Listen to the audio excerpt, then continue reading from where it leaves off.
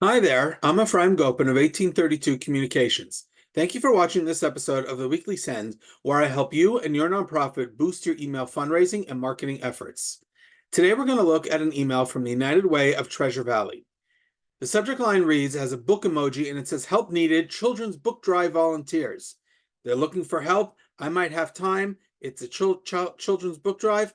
I want to participate. I'm going to open up this email. The email comes from United Way of Treasure Valley, which is good. That'll stand out in my inbox. The email address, though, is a little too generic. It's United Way at, and so is the reply to. I'd like something more personal, somebody at the United Way. I'd like their email address there. In terms of the email, I like these two pictures here, volunteers working on the books, and look at all these books that they're going to be giving out. And then it says, last call for children's book drive volunteers. Help give the gift of a book by volunteering to sort, clean, and package children's books with us.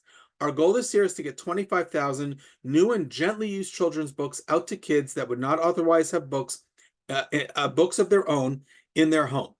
We've got multiple shifts throughout the week of 1 to 5, and we'd love to have you join us in improving children's literacy in Idaho. Sign up now. Simple email. Number one, email is a great platform for recruiting volunteers. You get the word out to your entire subscriber list. You get people interested. The timing works for me. Yeah, I'm going to sign up. Use email to get volunteers. Number two, the layout. Picture to capture my attention, a little bit of content, call to action, 1, 2, 3, short and simple, good email. Number three, really important, only one call to action in this email. Sign up now. They don't confuse it with other calls to action. And the reason why that's important, the data says you could get up to 371% more clicks with only one call to action in your emails. So consider when you're sending an important email, don't start throwing out 3 or 4 different calls to action. Have one, you'll get more people clicking through. And for this, they'll get more potential volunteers. The mobile version, pictures definitely stand out. This headline stands out, so does this call to action. I think the only thing I would say here is I would like it spaced a little bit more if I'm going to be skimming and scanning, a little bit more space between the paragraphs so it's easier for me to skim and scan and then click on sign up now. Now, unfortunately, the time has already passed for this for volunteering, so they took the form offline, but I screenshotted a bunch of it and I want to share with you. I want you to see what they did. So you come, this is, click and you go to the landing page. This is where you come to, 9th annual Children's Book Drive. Today a reader, tomorrow a leader. I love this image here. This is great. They then followed up with some data points that are important to know. 61% of families dealing with financial instability lack books in the home for children. In 2022, only 60.4% of Idaho's third graders were reading at grade level. Providing a wealth of books to children and families experiencing financial instability can help break the link between poverty and poor academic outcomes. So what they're doing is they're telling you what the data says, who they're trying to help, and if you come and volunteer, now you already know what you're going to be helping and what you're going to be doing and the impact you'll have. And they give you 2 different times and dates when you could help. One was March 11th to the 29th. They're looking for people to collect new and gently used books and deliver them to designated areas. And then from April 1st to April 5th, volunteer to sort, clean, package, and deliver books.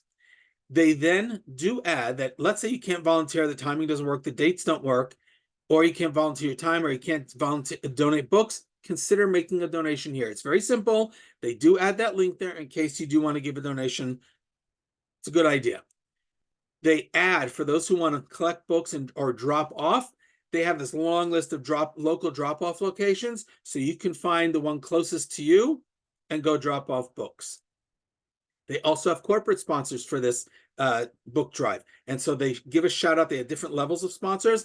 They give a shout out by posting what level people are at and the logo of the participating corporate partner. That's great also. Let people see, oh, look, these are partners in this great book drive. I think that's important for volunteers to be able to see. In terms of the form itself, and this is important, this is for the April 1st to 5th. And you can help us with the event setup, or you can help with event cleanup. And they allow you to choose your volunteer day and time. You want to offer different times and days because obviously if it's just, if there's only one, it's not going to work out for everybody. But you want to maximize the number of people who come and volunteer and who can help sort through the books and get them ready to be delivered to these kids. offer different times. The more you offer multiple ways to get involved, the more people that are going to be involved. The second half of the form is just personal information, which they have to fill in. Plus, there's a liability release and photo authorization. They're going to be taking pictures. They're already telling you that. There's a waiver form that you have to just read through and say, I agree to this. That's also something you want to have on your volunteer form if you're planning on taking pictures and you want people to be aware of that. Takeaways for this week's episode. Number one, definitely use email to recruit volunteers. It's a great platform for getting the word out to your entire subscriber list and getting max volunteers to come out.